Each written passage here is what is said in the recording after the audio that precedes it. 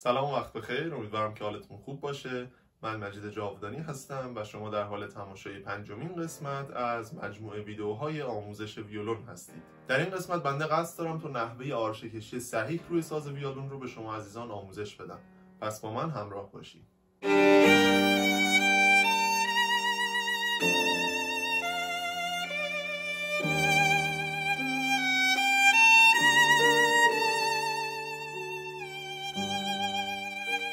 اولین نکته‌ای که قبل از شروع آرشه کشی باید بهش توجه داشته باشیم نحوه صحیح گرفتن ساز و نحوه صحیح گرفتن آرشه هست که در دو ویدئوی قبل به شما عزیزان توضیح دادم.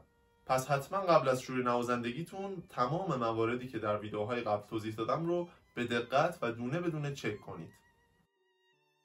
ابتدا ساز خودتون رو به صورت صحیح نگه دارید.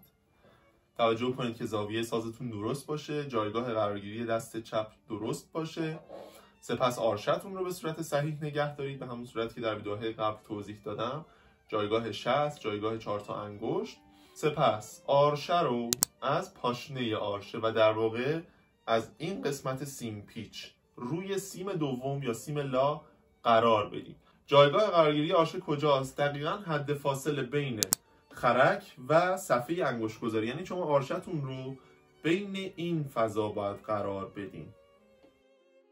نکته بعدی این هست که شما آرشه رو باید طوری قرار بدین که تمام موهای آرشه به صورت تخت روی سیم قرار بگیرن و در واقع آرشتون رو به این صورت یا به این صورت قرار نباید بدید.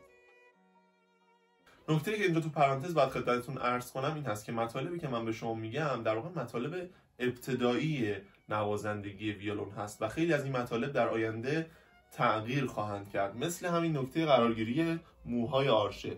بعدها در لول‌های خیلی حرفه‌ای‌تر شما یاد میگیرین که پاشنه آرشه به علت اینکه وزن زیادی داره، برای اینکه صدا رو متعادل کنیم کمی آرشه رو به این صورت نگه می‌داریم روی ساز و نه به این صورت. یعنی یا موی آرشه باید به صورت تخت قرار بگیره یا کمی به این صورت خم باشه، یعنی چوب آرشه به سمت دست چپ متمایل باشه. اما در شروع شما حتما توجه داشته باشین که موی آرشه به صورت تخت روی سیم ها قرار بگیره. پس از اینکه آرشه رو به همون صورت که گفتم قرار دادید، بدون اینکه فشار اضافی به سیم ها وارد کنید، دستتون رو از آرنج باز میکنید به این صورت و آرشه رو تا نوک آرشه حرکت میدید. نکته بعدی که باید خدمتتون عرض کنم این هست که شما آرشه رو باید به موازات خرک حرکت بدید، یعنی نباید به این صورت بشه که این آرشه کشی کاملا اشتباهی است که در شروع خیلی ها انجامش میدن. اگر شما دستتون رو از آرنج باز کنید و شونتون به هیچ وجه عقب نره، آرشه کشی شما هم به صورت صحیح و حرکتش به صورت موازی با خرک اتفاق میفته. به این صورت. به این حرکت ما میگیم آرشه راست، یعنی زمانی که آرشه از پاشنه به سمت نوک حرکت میکنه و دست ما به سمت راست باز میشه، یا اصطلاح انگلیسیش داون بو. آرشه بعدی بهش میگیم آرشه چپ، زمانی که آرشه از نوک به سمت پاشنه حرکت میکنه و دست ما به سمت چپ یا به سمت بالا حرکت میکنه که بهش میگن آپ بو. به این صورت.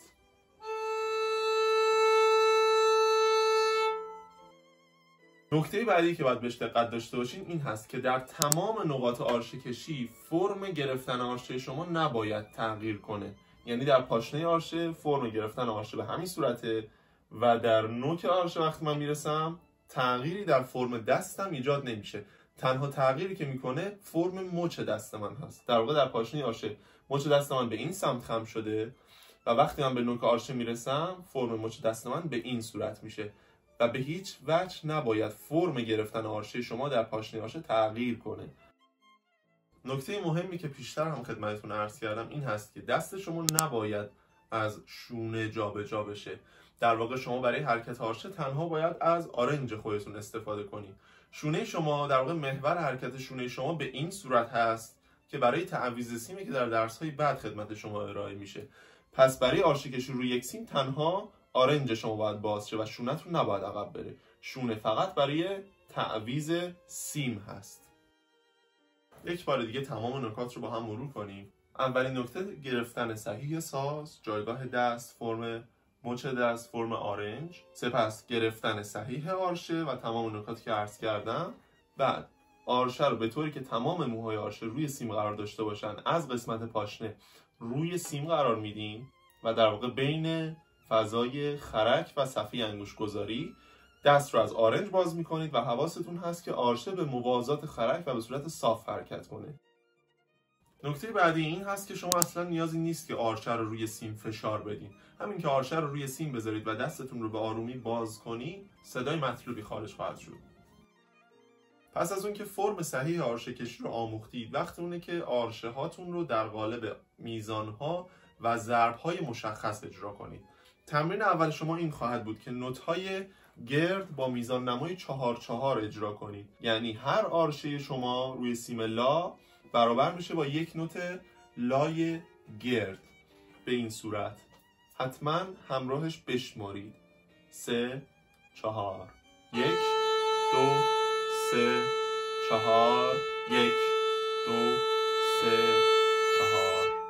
در واقع من الان 2 تا نوت لای گرد اجرا کردم. اولین نوت با آرشه راست، دومین نوت با آرشه چپ. نکته بعدی که باید بهش توجه داشته باشین این هست که آرشه شما نباید تغییر سرعت داشته باشه و در واقع شما باید با همون سرعتی که آرشه کشی رو شروع کردید با همون سرعت هم به پایان برسونید. و موضوع مهم بعدی این هست که برای نوت‌های کشیده از تمام طول آرشه باید استفاده کنید. این به این دلیل هست که شما یاد بگیرید که از تمام ظرفیت این آرشه بهره ببرید. تمرین دوم شما اجرای نوت سفید هست، در واقع نوت‌های لا که ارزش زمانی اونها برابر با یک نوت سفید هست. پس هر آرشه شما برابر میشه با 2 ضرب. میشمارم 3 4 1 2 3 4 1 2 3 4 به این صورت. و در واقع در اینجا سرعت حرکت آرشه شما بیشتر شد. برای اینکه بتونید 2 ضرب رو در طول آرشه اجرا کنید باید سرعت حرکت آرشه‌تون بیشتر بشه. و تمرین بعدی شما اجرای نوت سیاه هست. در واقع در هر میزان شما 4 تا نوت لای سیاه خواهید داشت. برای اجرای نوت‌های کوتاه مثلا سیاه یا چنگ نیازی نیست که از تمام طول آرشه اجرا کنید و همین که آرشه‌تون رو در این فضای وسط آرشه اجرا کنید کافی هست. میشمارم 3 4 1 2 3 4 1 2 3 4. موضوع بعدی که باید مد نظرتون باشه این هست که این تمرینات رو مداوم و با سرعت کم و با صبر زیاد اجرا کنید. باقی تمرینات این چنینی و بیشتر از اینها رو میتونید در کتاب لویالون 1 و همچنین کتاب لویالون رو بهتر بیاموزیم 1 پیدا کنید و از روی نوت باقی تمرینات رو خودتون اجرا کنید. و این بود نحوه آرشه کشی صحیح رو ساز ویولون. امیدوارم که براتون مفید بوده باشه. در جلسه بعد میریم سراغ نحوه انگشت گذاری صحیح روی ساز ویولون. موفق باشید.